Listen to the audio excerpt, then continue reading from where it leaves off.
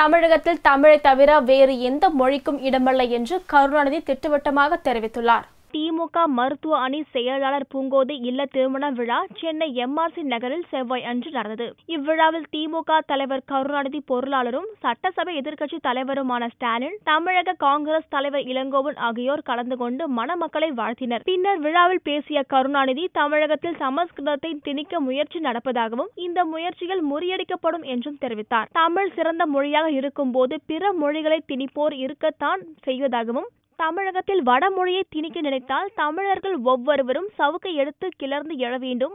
கட்டாய இந்த திணிப்புக்கு எதிராக கிளர்ச்சி எழுந்ததோ அதுபோன்று எழ சமஸ்கிருதம் இருந்துவிடக் கூடாது என்றும் கூறினார். கிளர்ச்சி உருவாக யாரும் காரணமாக இருந்துவிடக் கூடாது என்றும் அப்போது கருணாநிதி எச்சரிக்கை விடுத்தார். ஆளும் கட்சியின் ஆசையோடு சமஸ்கிருதம் பரப்ப முயற்சி நடக்கிறது என்று குற்றம் சாட்டிய அவர், இழித்துரைக்கப்பட்ட இந்த மொழிக்கு தமிழகத்தில் ஆதிக்கமா என்ற கேள்வி எழுந்துள்ளதாகவும் தெரிவித்தார். மேலும் தங்கள் மொழியை காப்பாற்ற இந்த முயற்சியை நிறுத்த வேண்டும், வடமொழி ஆதிக்கம் இருந்தால் சவுக்கடி கொடுத்து திரட்ட வேண்டும் என்றார்.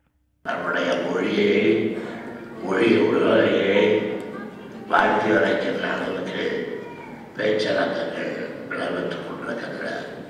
மீண்டும் தமிழ்நாட்டிலே சமஸ்கிருதத்தின் படம் இருக்குமா, வடமொழியின் படம் இருக்குமா என்ற அந்த கேள்விக்குறி நம்மை தொடர்ந்திருக்கிற நேரத்திலே இங்கே நாம் குழுமி இருக்கின்றோம் என்பதை மறந்துவிடக்கூடாது.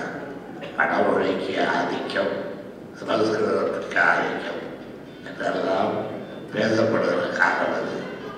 தூய தமிழ் மொழிக்குத்தான் செல்வாக்குகிறது.